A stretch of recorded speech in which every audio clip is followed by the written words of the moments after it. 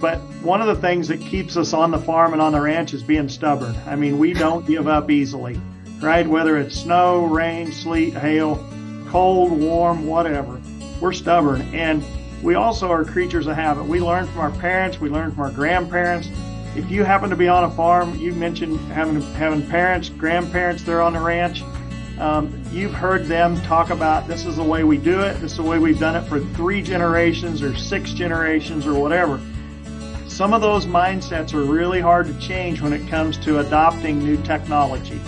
And these genomic enhanced EPDs, we still have a number of people who are really good people, really good cattle producers from that standpoint, that just don't embrace those. They don't see the value to them, or they don't see the value to their customer.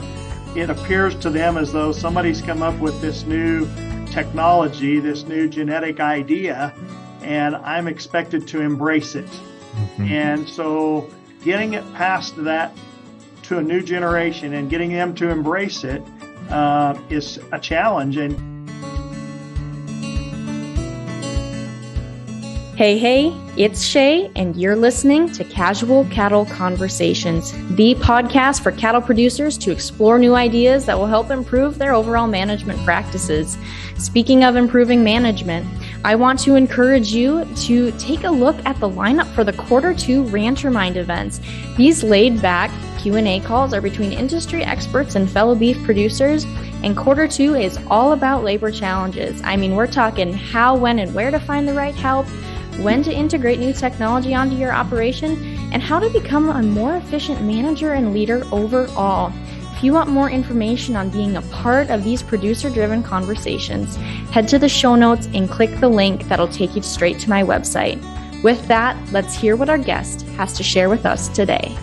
All right, so we are back for part 2 of the seedstock technology data collection series. And so if you didn't hear part 1, be sure to go back and listen to that. That's all about the importance of data collection, some of the challenges seedstock producers face. But we talk about data collection on a small and large scale for all cattle producers, whether you're raising seedstock cattle or put yourselves in the commercial cow-calf bucket.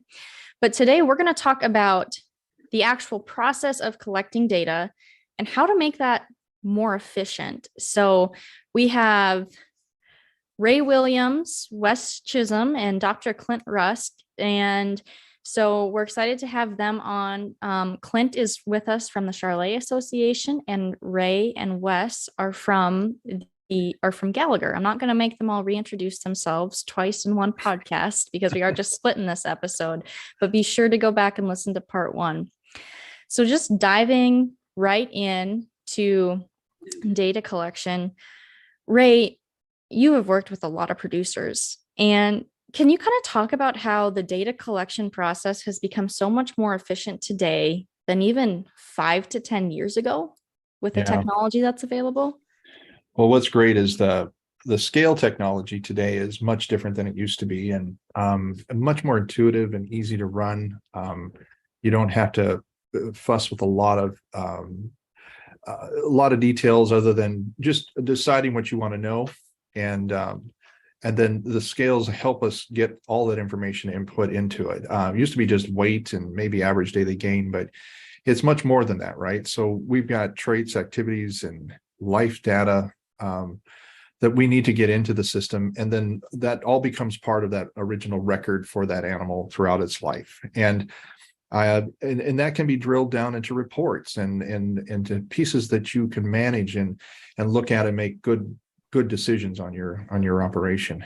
But and seedstock producers have a kind of a unique piece as well, and there's so much genetic information that we have to keep track of, and the performance records are just paramount, and understanding how this animal is performing based on a set of criteria and based against other animals that I have in my operation, other animals that I'm looking to purchase, so I can really develop the best possible product and have that continuance of business while I produce records and value in those records when I sell my animals, right?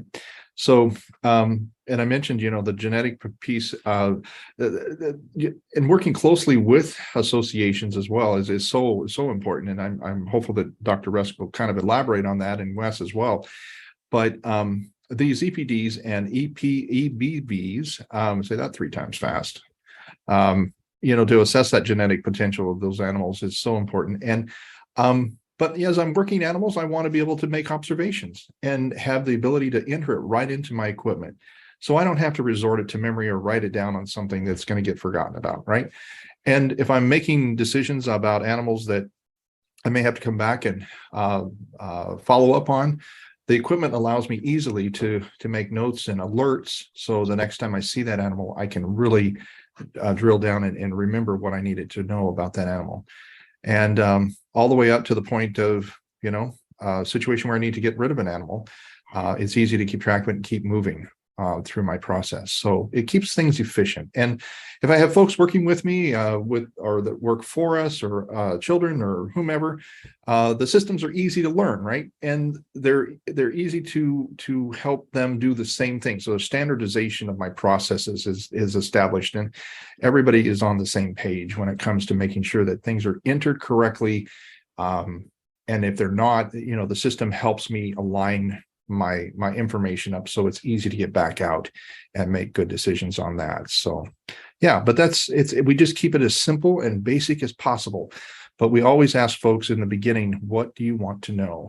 And then we build it out from there, and we help people build systems all over for all kinds of reasons. And everybody's a little bit different, but there are some major commonalities among seedstock producers that everybody uses and have become an industry standard now.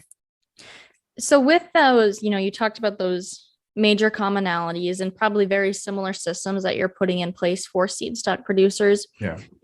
Can you kind of, walk me through, pretend you're on my operation? What does it look like to implement this system, and how many pieces to the puzzle are there when you talk about a system? Right. So initially what we like to do is just go on farm or ask a lot of questions up front of, like, what do you have right now? What system do you currently use? And, there are programs out there and third-party programs that people are using now and are really comfortable with, but yet they need more accessibility to enter information at chute side, or, the tactical piece that I don't want to have to hand type all this stuff in when I get back to the office. So we evaluate that, and we understand existing equipment, existing cattle handling equipment, and make recommendations as to load bars and scale placement and how you're reading EID tags to make sure that we get you what you need there. And a numbering system, a good visual ID numbering system that doesn't duplicate tags, so you don't have any trouble the system trying to decipher which animal you've got. You've got an individual animal ID, you've got an EID, but moreover, I can pair up animals, I can pair up mamas and calves together, and keep that process going. So initial records, we talk about, calving records all the way out to getting genetic data back from the processor, and then putting that back in to see the results of our progress throughout the lifespan of that animal. So all of those information data points are just segmented down into small templates that I can pick and choose what I'm doing that day and apply that to my activity that day. And then we sit down and look at all that. We get all this information gathered, and we break it down and help producers understand that, and they find immediate commonality with the things that they like to look at and go, gosh, that's great. I need a report of that. So we show them how to do it themselves and how to get that information out of the system. And a lot of the information is now being stored on the cloud, where they can get it on their devices. A lot of producers that we talk to, I want to do it on my phone. I want to be able to access data. If I'm making breeding decisions, I want it right there, right now. I don't want to have to run out and try to figure it out at the office or whatever.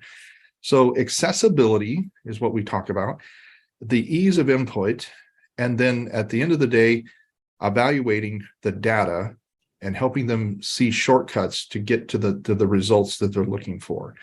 And it's an awesome process. And A lot of them are doing it right now, but this kind of gives them tools of the trade to get it down to the point where they can really do it themselves and feel confident about it and teach others on their operation to do it as well.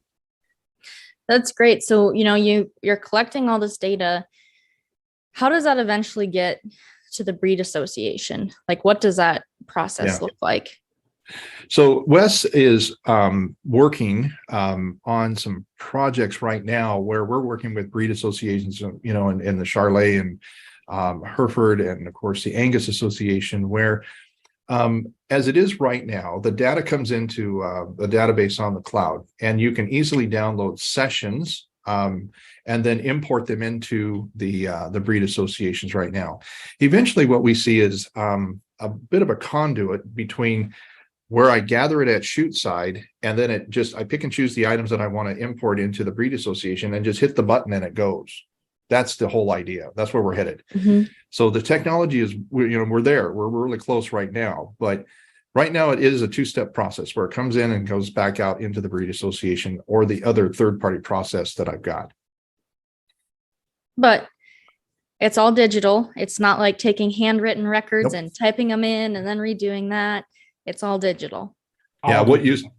And Wes can attest to this too. And what used to take hours to do, days, right? It took days. Is now just mere seconds, mere keystrokes, and they're gone and they're in where they need to be.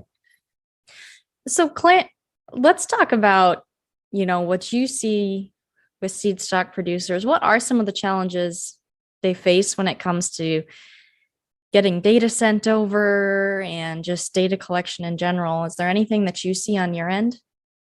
One of the biggest challenges I think we face, and I'm a product of growing up on a ranch with grandparents who raised cattle, but one of the things that keeps us on the farm and on the ranch is being stubborn. I mean, we don't give up easily, right? Whether it's snow, rain, sleet, hail, cold, warm, whatever, we're stubborn. And we also are creatures of habit. We learn from our parents. We learn from our grandparents.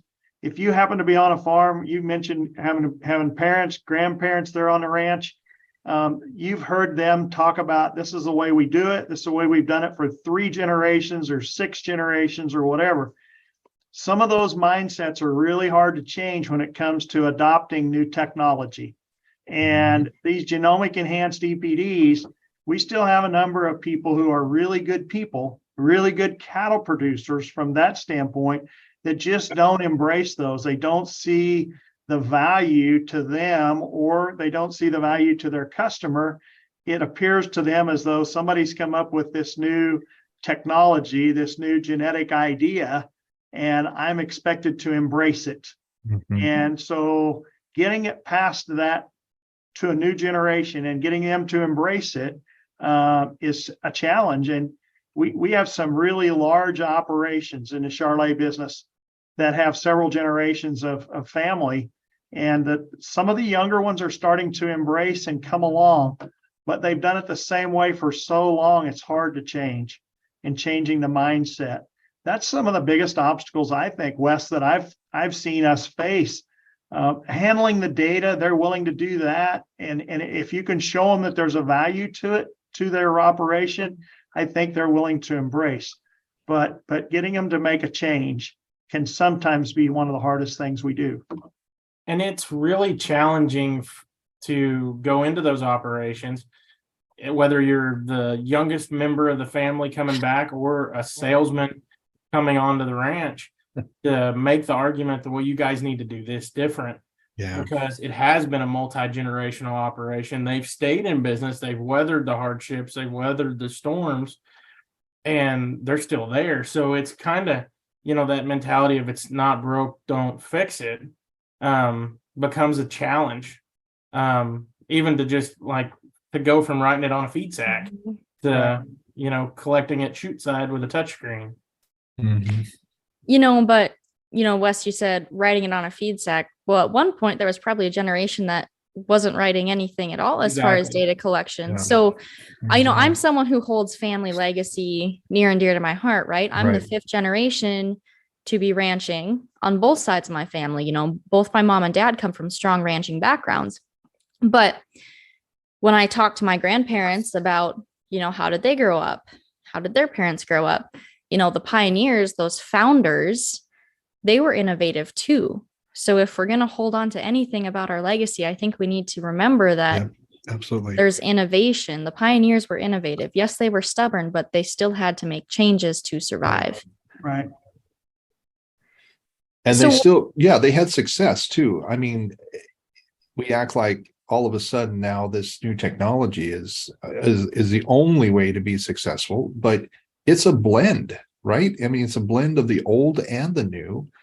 And the bottom line is, how do I stay competitive? Shaye, how do you stay on your family farm and keep it viable and operational and, everything that comes with that? So I respect the living daylights out of that there is some legacy that is very, very important to listen to and understand and practice. So when, we're trying to make, change is never easy. I was once told that change is essentially like going through the 5 stages of grief when you're making a big change to your business or in other areas. So what are some questions people can ask themselves, or what are some questions you ask producers to help them understand and help it resonate with them that this change is actually going to be what helps keep their operation in business?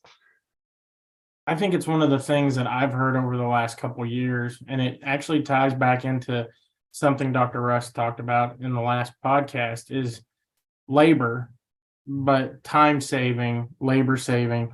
When you go onto these operations and you go, how can you make this process smoother, faster, better, easier? And I think those are kind of, and then profitable, of course, at the end of that. I mean, if you take 3 less people to do the same tasks, then you're making it less expensive. It's more profitable. And I think that for me, that's been one of the key things as I go talk to producers about new things, new ways to do it, new equipment that we have, something, you'll hear those guys say, well, it used to take me 3 guys to process a set of incoming calves because I had a guy reading tags, I had a guy writing tags, writing weights. And now we have an EID wand and a scale head. I'm running the chute, the scale head, and the EID wand all by myself.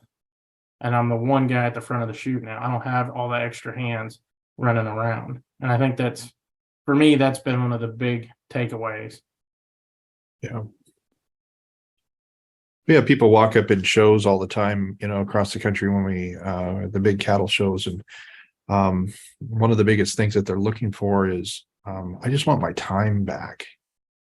I want my life back. I want to be able to do the things and that I love to do with my animals, but maybe I'm not physically ready or able to continue that way. And I'm looking for tools. I'm looking for ways to make this easier for me to be better at what I do. And those are great conversations that we have with folks. And there's just so many ways that we can help them with that. And from the record keeping aspect of it to transferring records to gathering records in the field and keeping all the same types of things that they'd like to look at already, and just make it more of a process it's easy to use and easy to input. So for any cattle producer that's out there listening who's thinking about integrating new technology of any kind, whether it's EIDs, scales, the load bars, the data collection system you just talked about, or if it's a different technology from another company, what are some questions they can ask themselves to make sure if it is the right technology, the right time, they're trying to solve the right problem, because margins are tight and these are an investment that's going to make you more profitable, but it's still money up front. My advice to folks, go ahead. I was just going to say, we talk a lot about, trying to find the actual pain of the problem, go down the pain funnel till you find the very bottom of it and what is actually causing the problem. And I think that's what producers, they get stuck up on I don't have any time to do this, or I don't have any time to do that. But why don't you have time? And they need to drill down and really stop and think, what's causing the issue that I need to solve? And I think if they do that, that's when you can say, okay, is it worth my time? Is it worth my money to invest in an issue, to invest in solving this issue. This one is a critical, problem for the ranch that if I do fix, it will return investment. And I think we get hung up sometimes, and I'm as guilty as anybody of getting hung up on, well, this is the problem, but it's really not. That's just the surface level manifestation of it. Yeah, it's about starting out simple. You don't have to get it all at once. It's great when some do, but sometimes it's not good. You need to ease into this stuff. And that's why we make so many different variations of our products, because everybody's in a different walk. Everybody's in a different place in their operation. So they may need just a small element of it, like just a better scale, just to take weights and get average daily gains. Some just are struggling with recording basic data. We have processes for that. So it's about listening. It's about making a good decision based on good facts, but not overwhelming them with things that they're not going to need or are going to want, right? Just take it easy. We need to take it one step at a time. Clint, I'm curious, do you have any thoughts on how cattle producers can keep a little bit more of an open mind, since you're kind of the one who spurred this conversation a few questions ago? You touched on it earlier, Shaye. In my opinion, you can't ever stop learning, and maybe Ray's the one that said that. You've always has to be a student. We all need to be lifelong learners. I first heard that at the university, and gosh, it's so true. I hate to admit my age, but I hope even if I live to be 90, like my grandfather on my mother's side, I hope I'm still willing to learn and to embrace change and embrace better and new and better ways of doing things. And I would hope that even as I get older, if you can show me a return on the investment, if you can show me that there's a reason why I should change, that I would be open to that. I think most reasonable people are willing to do that. I'm sitting here thinking about maybe some of the hardest data to collect as we think about an aging group of ranchers in the United States. That birth weight, it's awful tempting to just eyeball it, right? And just drive by and say, yep, that's an 80-pound calf, or that's an 85-pound calf. If you actually get out and catch that calf and weigh it, that's one of the more difficult pieces of information that we have to gather. But as I think about bull sales season, Wes has been looking at bulls. If they don't calve easy, you're probably not getting a return customer. They want them to come to the ground without having a lot of assistance. Some of them have to have some, but they want that idea that it's a sleep all night calving ease bull becomes quite valuable. But if we just eyeball those weights, it's a lot harder to verify and guarantee that they are going to have that in their genetics. And so we want them to come easy and grow fast. And that's what we're going to be able to document by collecting this data and this information. So it has to be important to you before you're going to do it. That's right. Yeah, that's good stuff.